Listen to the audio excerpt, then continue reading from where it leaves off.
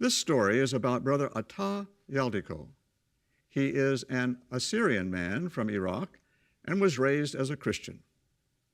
Atta's childhood friend had noticed that Atta had a thirst for the truth, but because of the political situation in Iraq, the two friends got separated and moved to different countries in Europe. But was the geographical distance a problem? No. This is their story.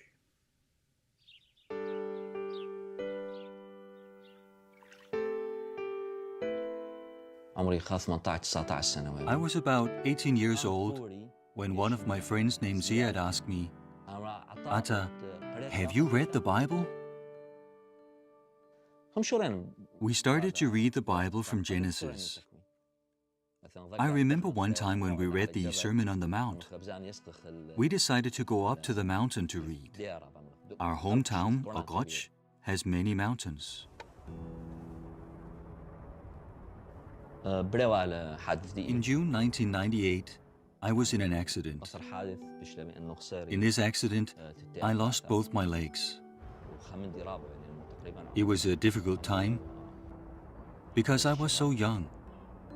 I was 22 years old, so it was very hard.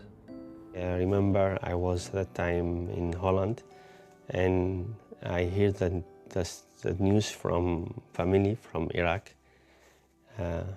And I went somewhere alone, and I started to cry.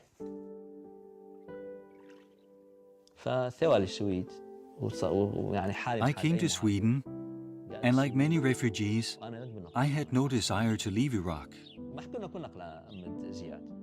I was talking to Ziad all the time.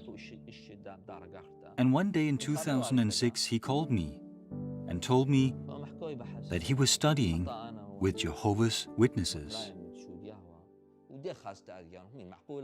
So I said to him, is it logical that 2 billion Christians are wrong and that you are right? And after a few months, I told him also that I'm going to be baptized. When he said that, I thought I was going to get a heart attack. And he tried to convince me that it is not the truth, that it is maybe a big mistake what I'm going to make in my life. I remember it was in 2006. A brother, his name was Ziad, he talked to me about Atta. So I talked to Brother Majid. Ziad had left the number with him, and we agreed to meet in my apartment. I decided I would give the witnesses a chance. He started to study for a few months, and after that he told me that he don't want to have a study. I had a lot of things to deal with. It was not the right time. I was too tired to listen. So I told him, leave me for now, because I cannot be bothered with anything.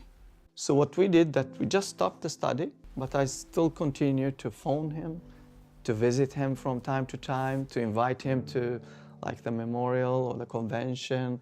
And that's what we did for several years. He was very patient with me and let it be up to me when and how we should study. But he kept in contact with me to check how I'm doing. For me, I knew very early that Atta will be a brother a day. He was so honest. He loved Jehovah. He loved Jesus Christ, and he loved the truth. He was of great help to me. When my mother died, he and his wife really helped me in a way that changed my life. He invited me home to him and he asked me, can you just explain that for me? Why should I get baptized? I told Majid and Ziad that I have come to the conclusion, yes, I must be baptized. It is important. What convinced me was the way Jehovah and his organization treats people. Jehovah is not obligated to provide us with a hope for the future, but he does so out of love. He shows us more respect than we show ourselves. And the way the organization is united cannot come from men. So when I was home, we called each other to Skype, and he told me I can't find any reason anymore not to be baptized. At the regional convention, August 9th, 2014. It was a beautiful day. It was one of the biggest days in my life. So it was just a very warm feeling to be just beside one of your best friends.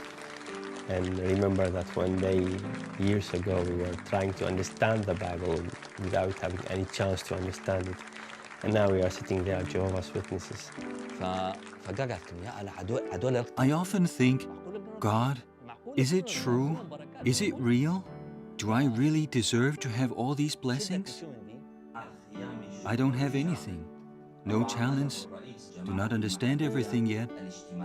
But still, thanks to God, I can understand the Bible.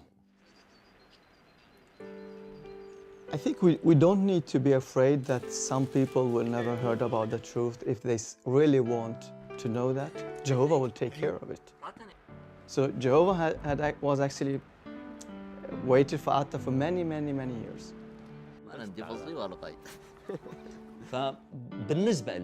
For me, when I think of the hope of the new world, I'll be honest and say that it is not a question about having my legs back and being able to jump like a gazelle. No, that is not what I think about. Because there are problems in this world, both for me and for others, that make my legs not that important. No, let me have a good conscience. Let there be justice. By that I mean that it is God who governs and no one else.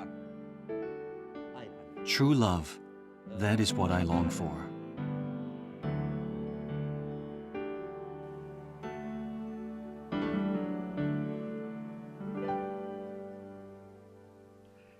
How did these brothers display the Christian quality of generosity? Well, for one, Attah's friend did his utmost to share the kingdom truth. But also, the brother who eventually studied with Attah provided loving support in times of distress, even though Attah had decided not to continue studying the Bible for the time being. And what an impact that had.